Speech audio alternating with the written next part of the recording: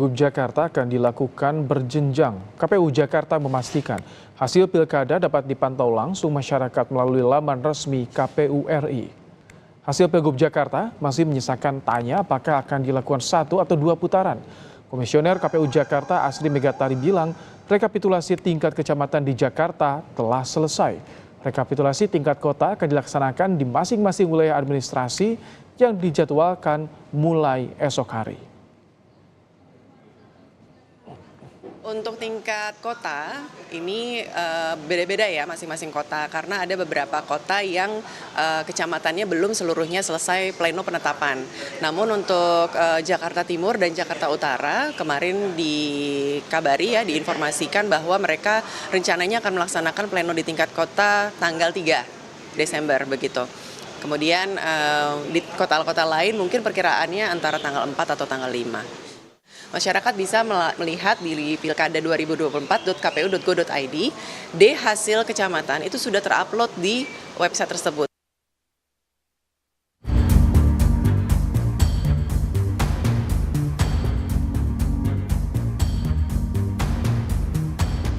Tingginya golput atau warga yang tidak berpartisipasi pada pilkada serentak menjadi sorotan. Salah satunya pilkada Jakarta dengan angka golput yang tertinggi di Pulau Jawa. Mengacu pada data Quick Count Litbang Kompas, wilayah Jakarta memiliki angka golput mencapai 42,07% dengan suara tidak sah 4,6% dan suara sah 53,33%. Kemudian posisi kedua disusul oleh Jawa Barat dengan angka golput sebesar 33,66%, sementara suara tidak sahnya 2,75% dan suara sahnya 63,59%. Urutan ketiga diduduki oleh Provinsi Jawa Timur yang golputnya di angka 30,15% dengan suara tidak sah 3,84% dan suara sah 66,01%. Kemudian posisi keempat, Jawa Tengah memiliki angka golput 26,44% dengan suara tidak sah 5,21% dan suara sahnya 68,35%. Ketua KPU DKI Jakarta Wahyudinata angkat bicara soal menurunnya tingkat partisipasi masyarakat Jakarta yang jauh menurun jika dibanding Pilpres dan Pilkada Jakarta sebelumnya. Potensi golput, memang menurut pemantauan kami alur pemilih di TPS agak renggang ya. Tapi kami belum tahu angka pastinya berapa tingkat partisipasi. Tapi untuk pilkada memang cenderung biasanya lebih rendah dari Pilpres. Ya, jadi kami sedang merekap juga. Tentu saja kami akan melakukan evaluasi kalau memang ada penurunan tingkat partisipasi.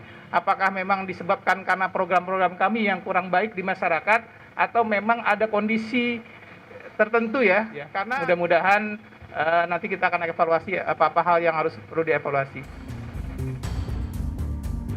Tak hanya Jakarta, partisipasi pemilih pada pilkada serentak di Sumatera Utara juga rendah, dengan jumlah golput 54,4%. Komisioner KPU Agus Melas menyatakan upaya-upaya sosialisasi dan penyebarluasan informasi terkait pemungutan suara pilkada serentak 2024 tidak berbeda dibandingkan Pilpres 2024.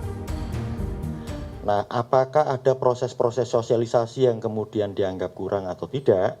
Saya pastikan meskipun itu dilakukan oleh provinsi dan kabupaten kota, tetapi skema terkait dengan penyebarluasan informasi, sosialisasi, sebagaimana praktik yang kemudian berlangsung di pemilu nasional lalu, itu juga diterapkan sama.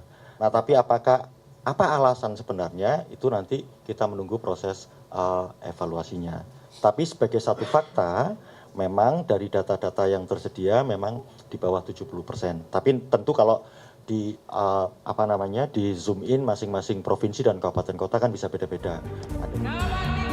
Saat ini proses rekapitulasi surat suara pilkada serentak masih berlangsung sebelum nantinya KPU provinsi akan menetapkan siapa pemenang pilkada serentak. Tim Liputan, Kompas TV. Bina Perludem Titi Anggraini